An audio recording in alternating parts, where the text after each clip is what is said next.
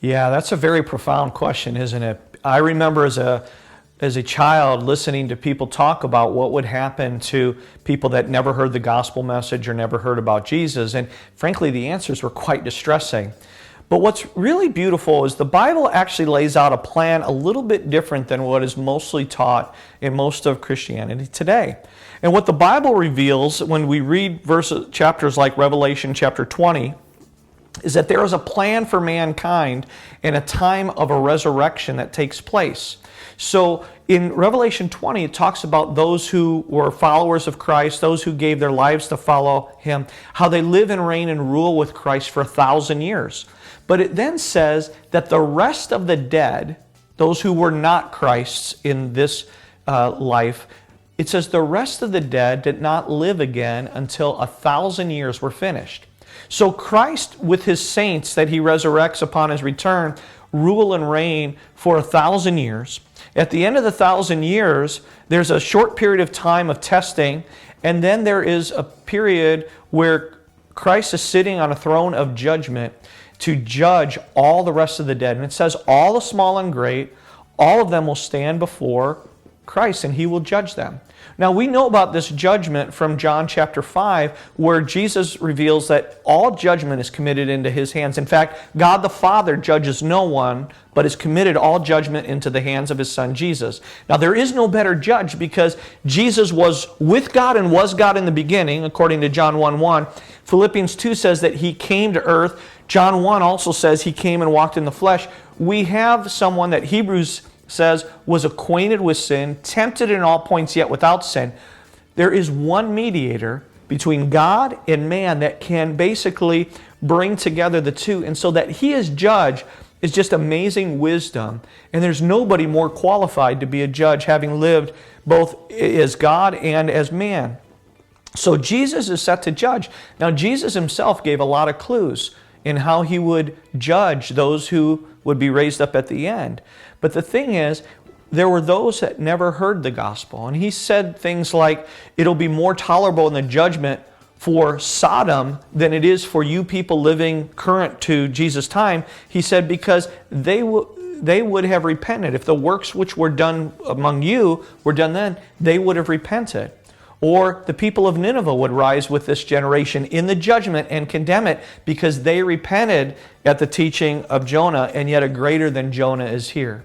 And so Jesus talked about this multi-generational judgment that takes place. And what He says in Revelation 20 is that there will be a judgment where all will stand before Him, and everyone will be judged according to their works, by the things which were written in books.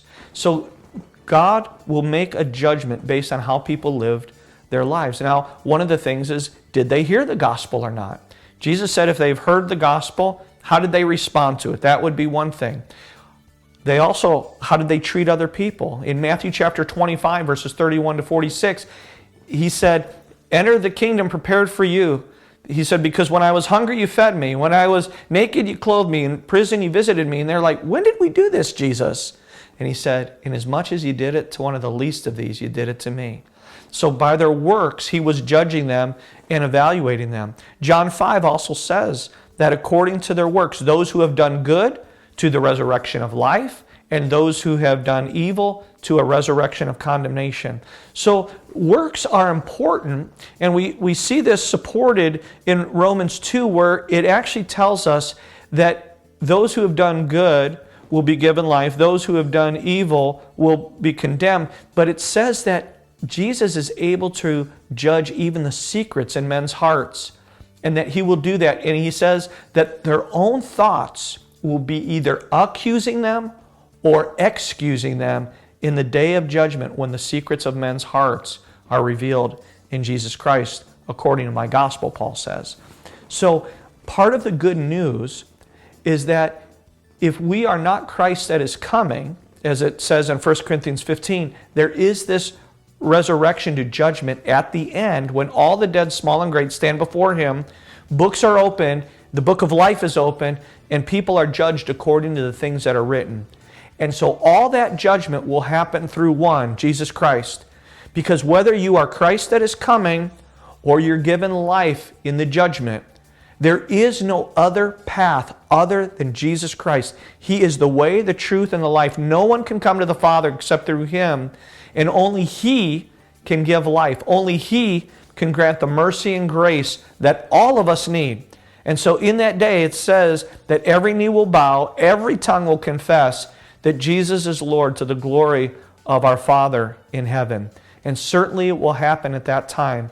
And Jesus will judge. And so it says in James chapter 2, judgment is without mercy to the one who has shown no mercy, but mercy triumphs over judgment.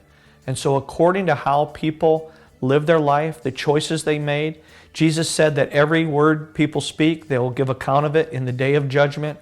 He said that there will be a resurrection where people will be judged according to what they knew and what they experienced in their lives. And He gives a lot of instruction about how He'll conduct this judgment.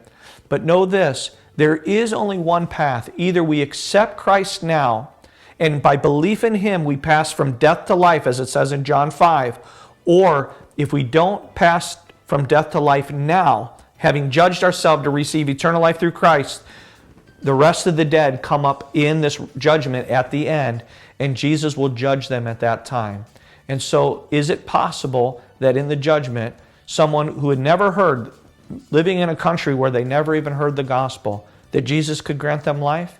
Yes, because they will stand before Him, He will judge them, and Jesus Himself will make the judgment whether they will believe in Him, trust in Him, and follow the ways of love and righteousness. He makes that judgment, and by Him we all either enter the kingdom or not.